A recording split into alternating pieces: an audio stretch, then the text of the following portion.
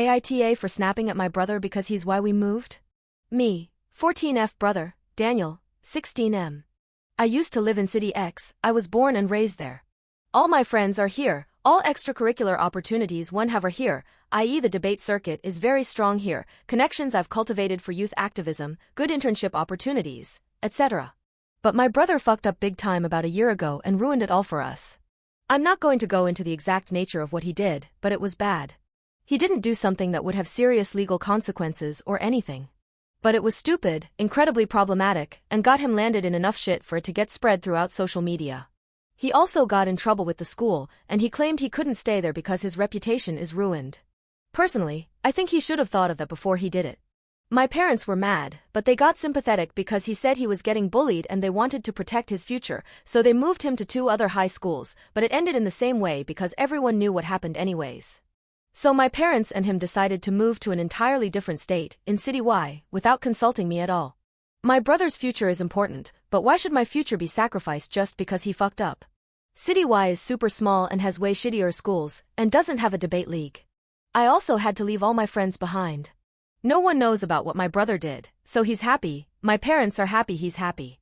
I'm the only one who's not happy. At the risk of sounding cocky, I had a really good future in my extracurriculars. Like definitely could have shaped up to be one of the best nationally according to a lot of people if I had the right coaching and competition. I could have gotten scholarships to great schools for it. But no, Daniel had to get himself into deep shit and drag me into it too. I've been here for 4 months now, and I didn't talk to my brother at all for the first 2 months. Now we're all at home, and my frustrations are building every time I see him. So at dinner, my brother was talking about his college prospects with my parents, and I was just so frustrated that I snapped. Our conversation went like, I think I have a good shot at getting into state school. Me, like hell you do, with the shit you did last year. If you think running away to a different city and ruining my life can make what you did go away, then you're in for a fucking treat. You're such a fucking witch, get over it already. Mom, Dante Dion debate, stop blaming your brother, you need to start adjusting to City Y, apologize for what you said. Dad, state school, won't know. Me, I'll email every single college you apply to with the screenshots and evidence if we don't move back to City X, that's a promise not a threat. My parents got really furious with me for that, but I'm not joking. AITA or my brother/parents. Update.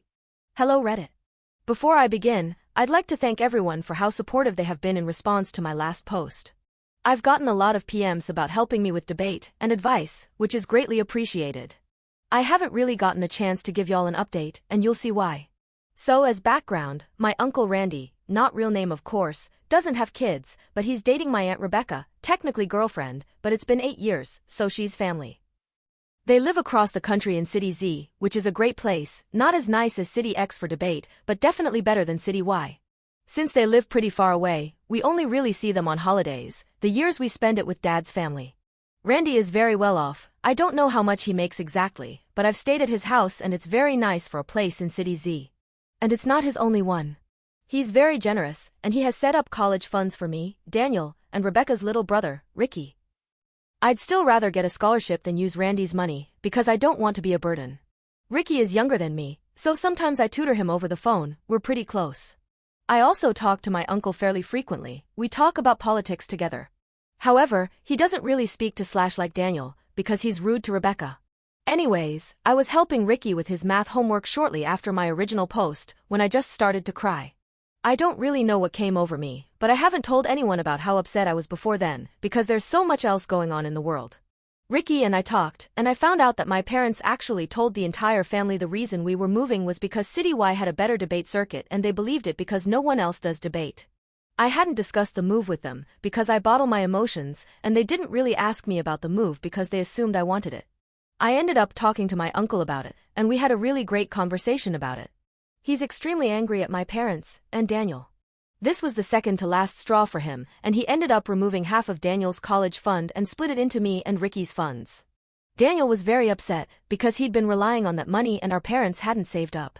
So he threw my phone down the stairs.